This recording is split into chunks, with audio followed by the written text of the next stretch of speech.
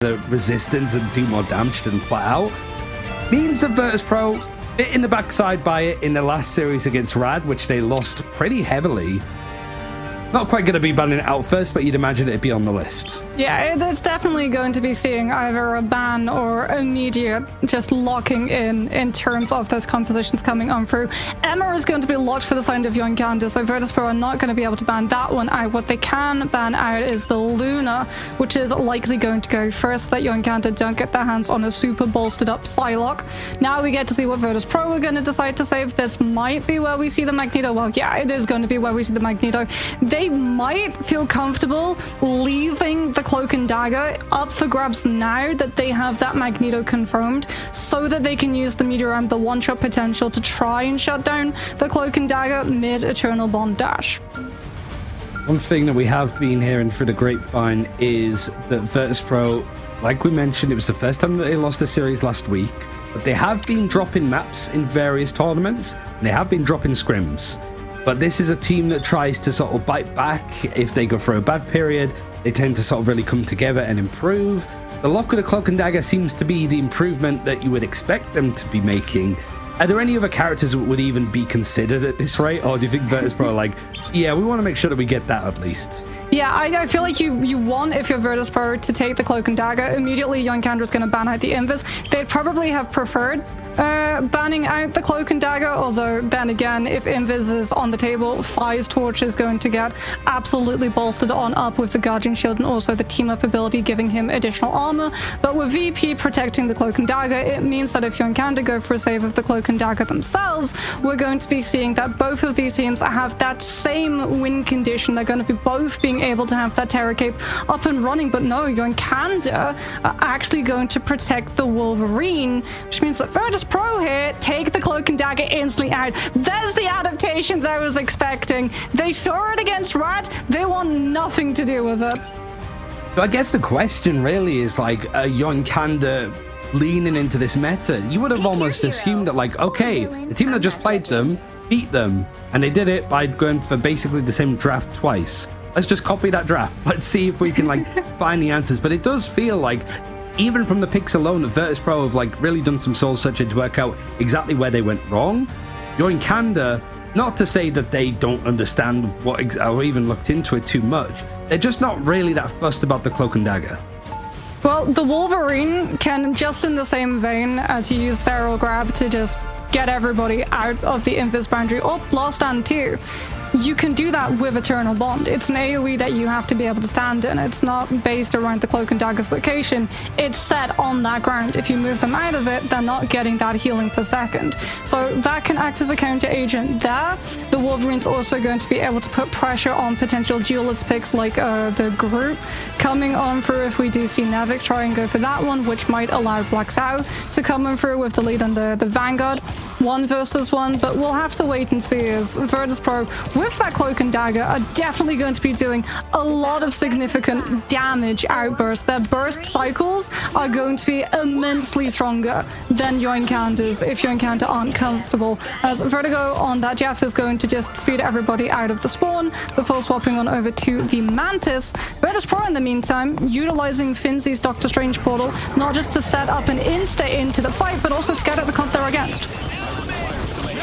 Fi's already found the pick onto Snaze. Triple support lineup for Sparkers. Just the crazy amount of damage Soulbound used pretty early in the fight, as Yoinkanda really not looking to make this fight any longer themselves. It's an awkward disengage, just picking apart Captain America, Psylocke just trying to get out of dodge, but Etsu unfortunately taken out. Virtus.pro have had a very easy time of this, and just as we were talking like it's the beginning of the end for this team as they lost their first series, feels that they bounced back, and we're seeing some Black Widow, which is not afraid to pull out.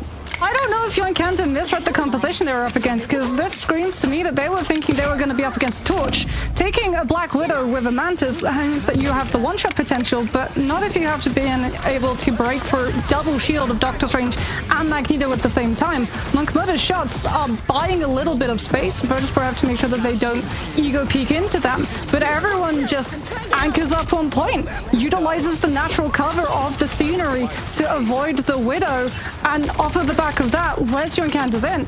Maybe it's the cap, maybe it's the Psylocke, but they're so separated at the moment that they're not finding any engagement in. At least Blacks has found the opening there, just as I say it. That 5v6 turns into a 4v3. Clearing out things very easily for Yoinkanda, who haven't really had a look in at the objective full stop. Ultimates have been pretty slow to charge for Virtus.pro, I'd say, for the most part, because there hasn't really been much damage to do. Well, Dridro was getting all of the healing, immediately has Eternal Bond, and then Sparker too. You don't really prioritize the Atom here for the Karmic Revival. You prioritize the poke pressure to be able to keep Monk Mother off of these angles, and also dispatch damage towards either Etsu or Blacks if they try and jump in. If the dive is committed, Virtus.pro have so many tools of dealing with it. Soul Bond from the Atom, Sleep from Saipei, just even a heal boost coming on through from Dridro. Etsu is finally able to take down the Atom, but Spark is going to be able to self-revive, and Fire coming on through with the Blaster Barrage is going to be able to just collapse onto Yoinkanda stacked up players. Sedation comes on out. Snays with the Psionic Seduction, just trying to buy any space that they can for Yoinkanda to get onto this point, but it is for naught as Sparker back in the mix without revisiting Spawn Room is just absolutely dispatching player after player. Very straightforward fight for Virtus.pro so far. Yoinkanda, no progression on the objective on the Eldritch Monument. Moving over to the airfield. We were definitely having a conversation of like, okay, yeah, Virtus.pro, you know what I'm going to say. We all know what happened. I've gone over it enough.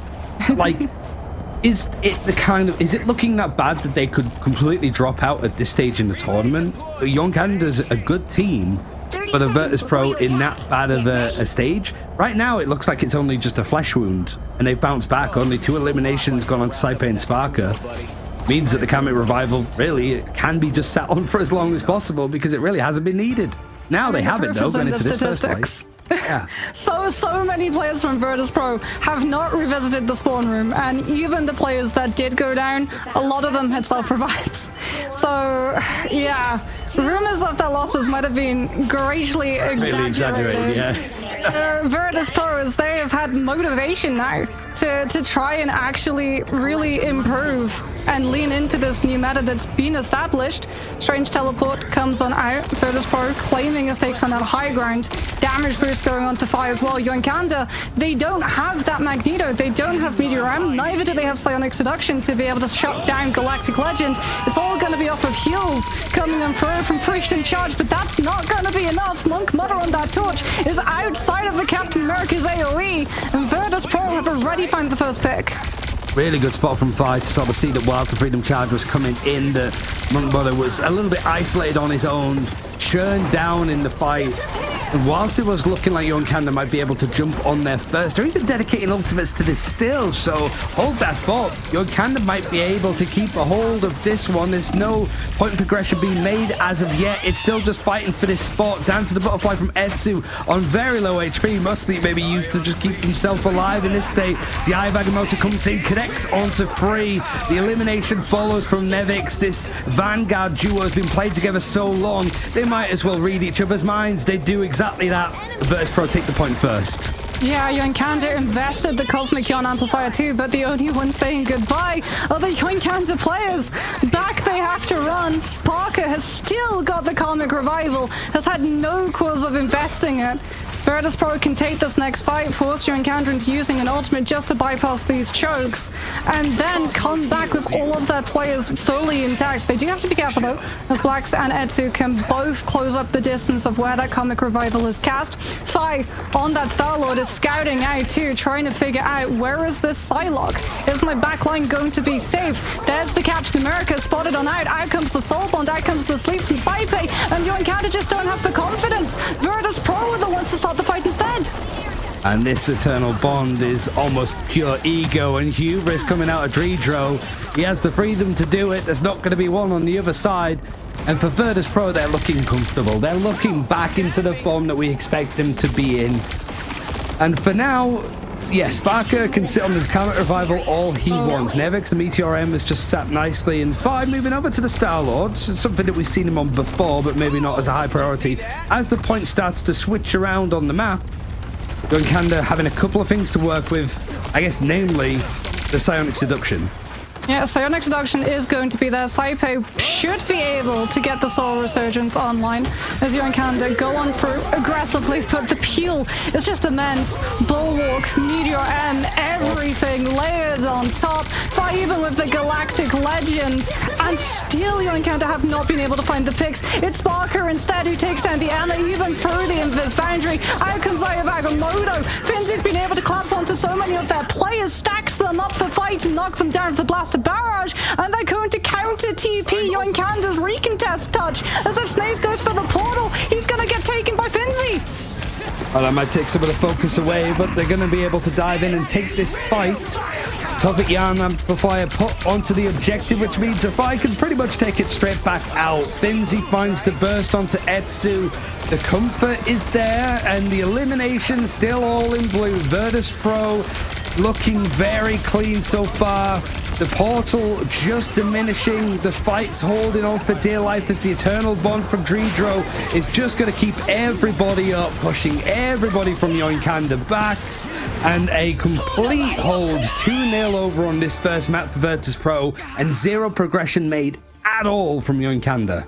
And it didn't matter for Virtus Pro that they were missing strategist ultimates that could provide sustainability, because they never had to use them.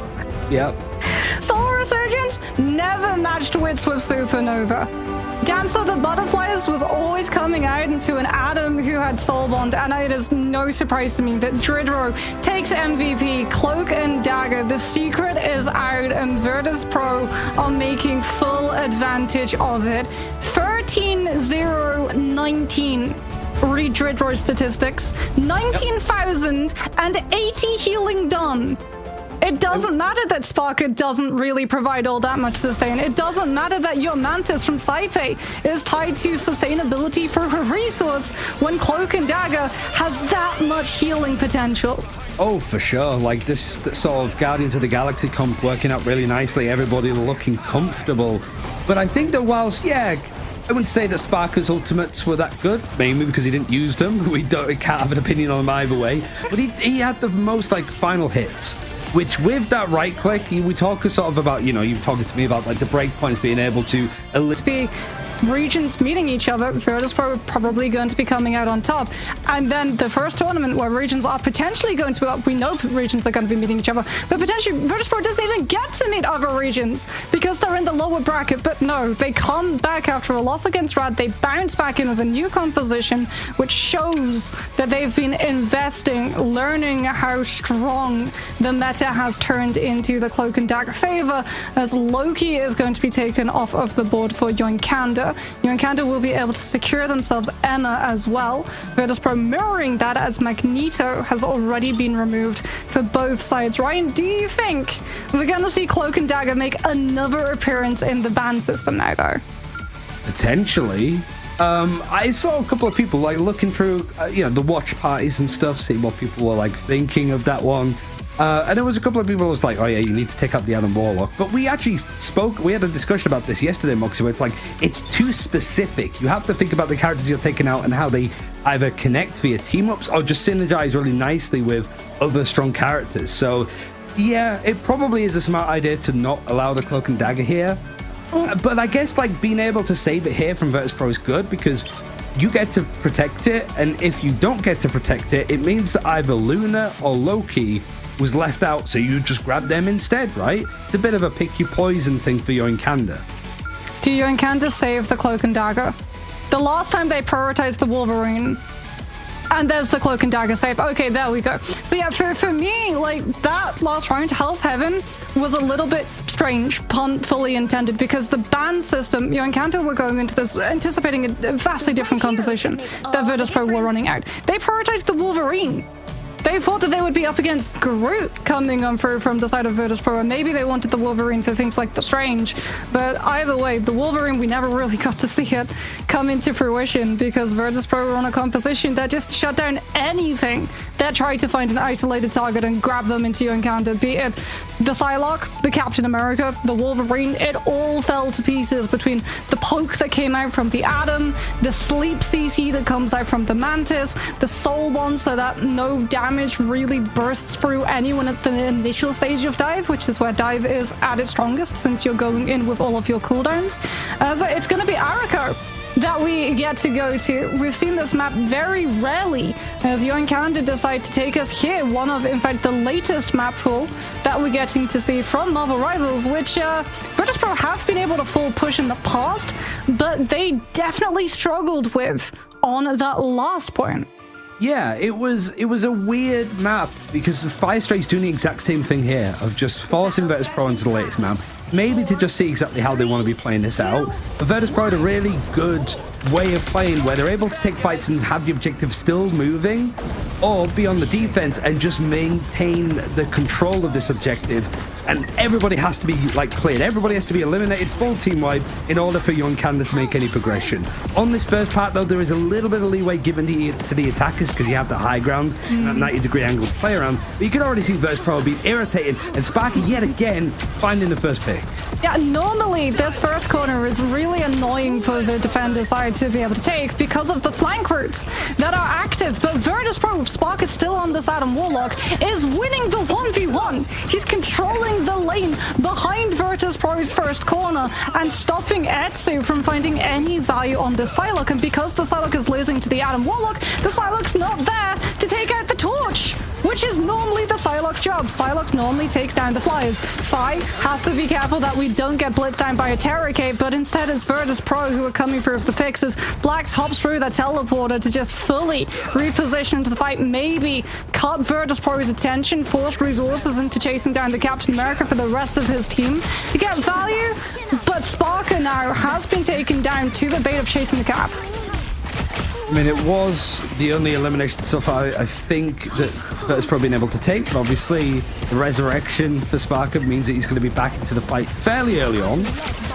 Hasn't really been that many. You can count on one hand the eliminations at Yoinkanda, maybe even two now as Etsu's managed to double up, but it's again onto a Guardian. The team up means that these people are back into the fight for the most part. Eternal Bond is going to make things a little bit more precarious for Yoinkanda as they're trying to get past this corner, but Monkbutter moving over to the Human Torch gets onto the Supernova first. Psionic Seduction trying to find some of these moments yet again, but Virtus.pro are just so good on this map. We've seen so little of it, but they're so good at just being irritating. Even if they lose this fight, they're going to buy so much time, Moxie.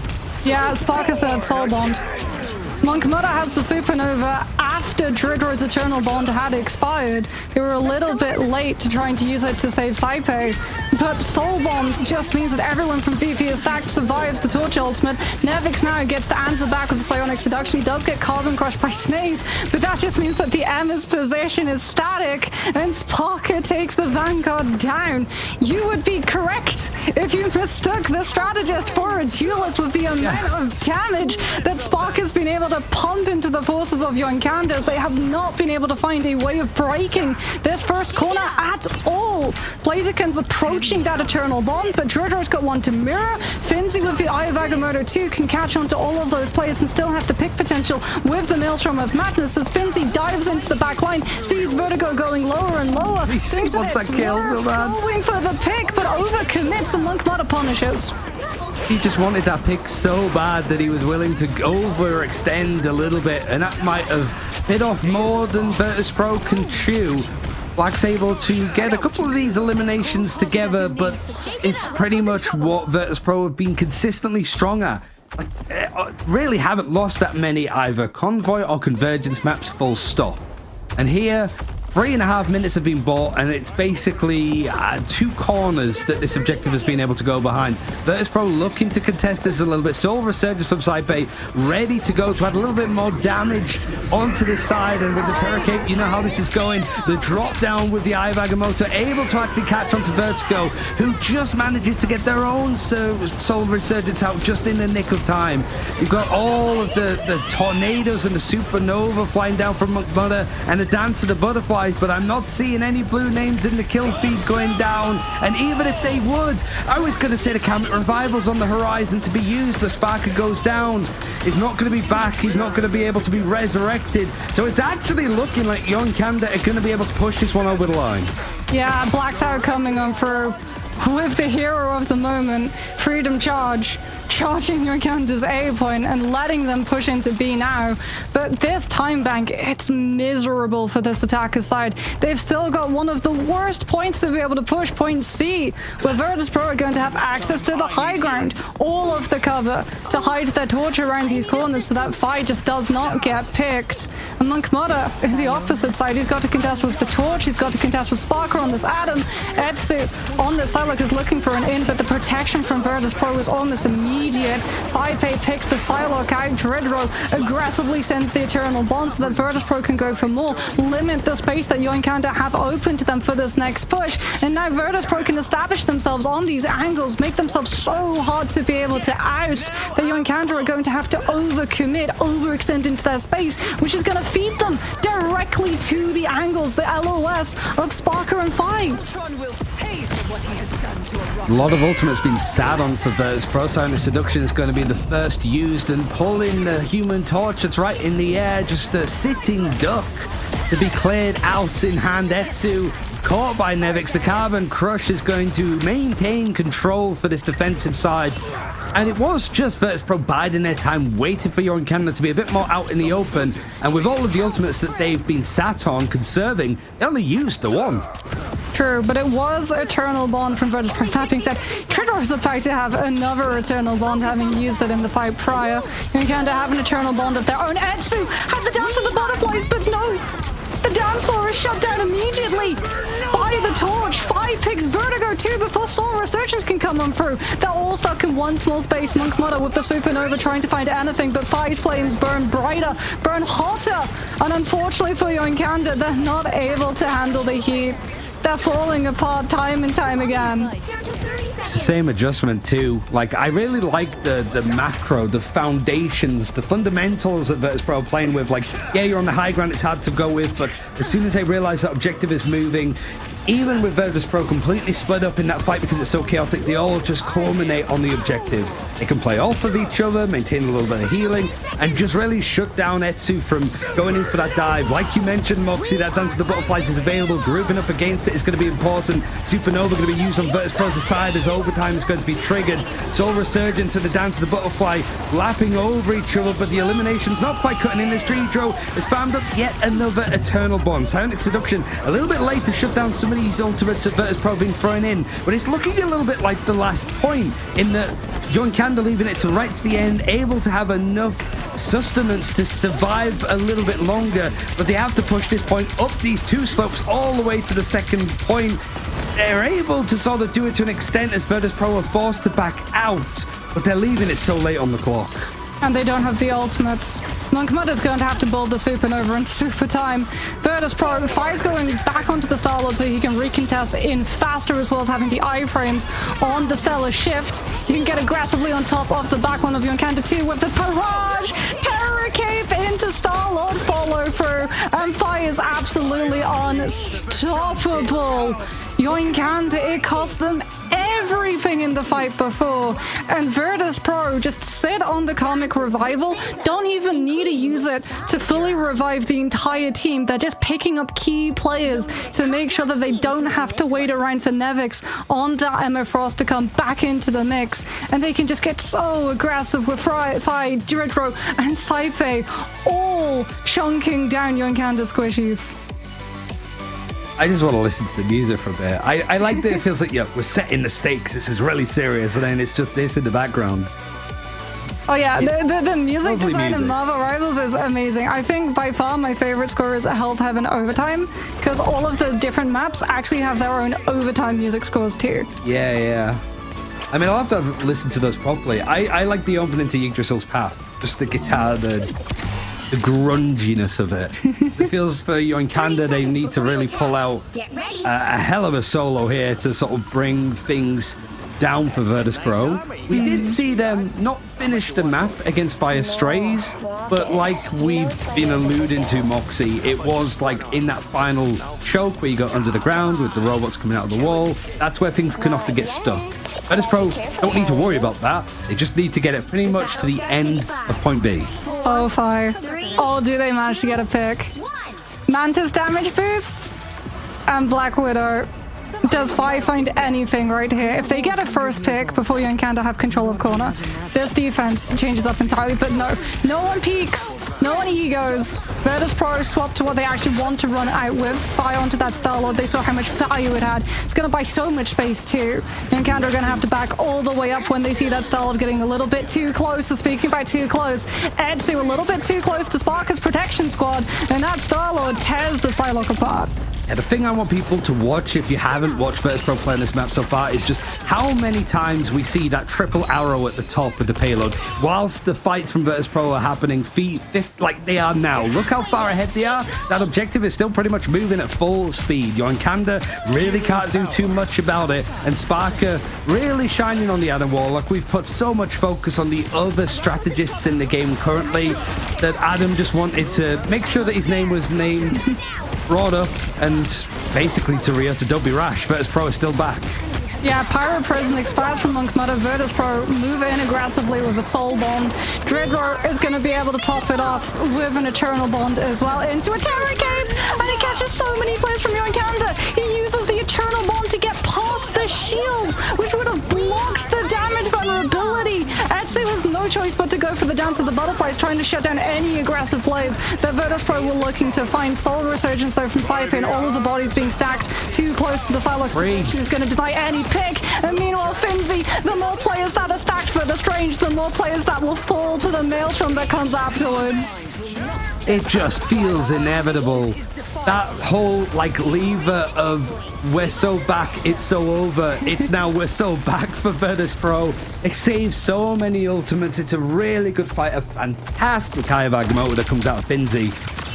You're seeing Saipe, we sort of said that he was the one that was suffering the most with the focus of strategists in the draft. He's rolling back the years over on the Mantis, making it work. And Black's trying to just make something happen, not wanting to give up too much space, knowing that Virtus.pro, with 4 minutes on the clock, don't really have all that far to travel.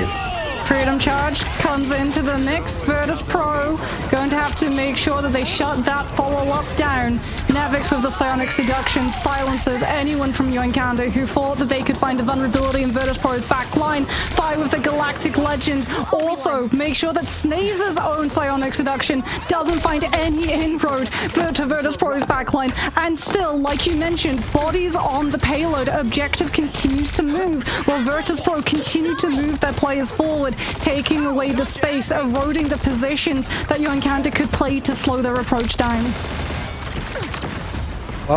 Pretty much exclusively on the Star-Lord today, just making the most of the team up with Mantis and Adam, of course.